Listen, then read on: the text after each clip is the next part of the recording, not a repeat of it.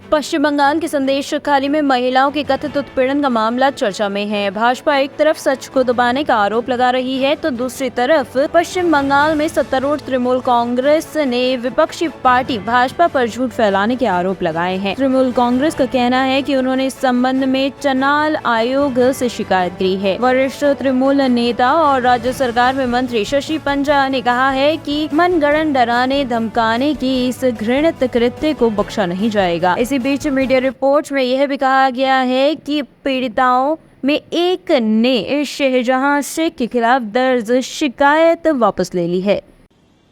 तृणमूल कांग्रेस आज अक्षय तृतीया है और आप सभी को आज के दिन के लिए शुभकामनाएं। और जब हम लोग अक्षय तृतीया बोलते हैं तो सबके लिए शुभकामनाएं, सुख शांति की कामना करते हैं, सबके मंगल हो, सबको सुख मिले।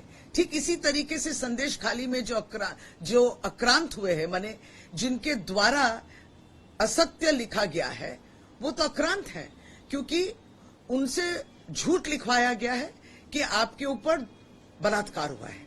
तो ये महिलाएं भी बोली मेरी तो इज्जत के तो धज्जियां उड़ गई, जी मेरी इज्जत को लेकर उछाला गया है, तो मेरी इज्जत को वापस दो। आज अक्षय तृतीया के दिन भारतीय जनता पार्टी को माफी मांगना चाहिए इन संदेश खाली महिलाओं से। लेकिन हम लोग क्या देख रहे हैं कि जैसे जैसे आप क्रोनोलॉजी देखेंगे कि ये बलात्कार के गलत आरोप उनसे लिखवाया गया चिट्ठी में, उनको मालूम भी नहीं वो सही किए हैं, क्या लिखा है उनको नहीं मालूम।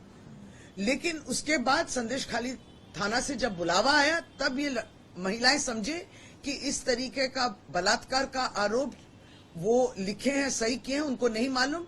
तब ये आरोप जो वापस लेने गए, क्योंकि इसी बीच स्टिंग ऑपरेशन भी निकला जहां ये पूरी कहानी जो है बीजेपी रचना की ये भी निकल गई।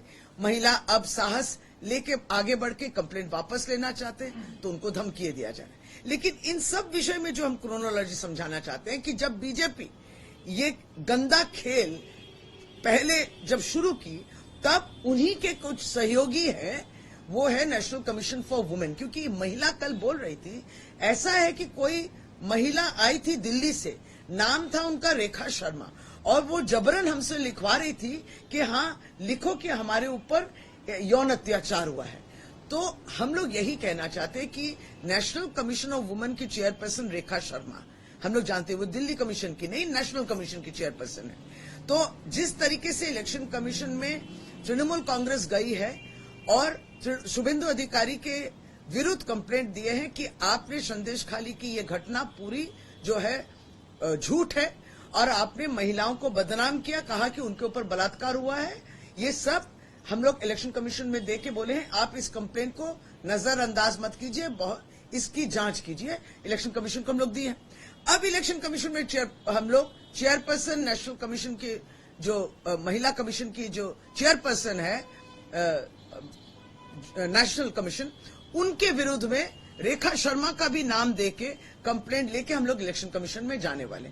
इस इलेक्शन कमीशन में हम लोग यही कहेंगे कि उस दौरान यह आई चेयरपर्सन और महिलाओं द्वारा जबरदस्ती ये सब चीजें लिखवाई है, इसलिए उन पे भी जांच हो, ये कंप्लेंट हम लोग देने वाले हैं।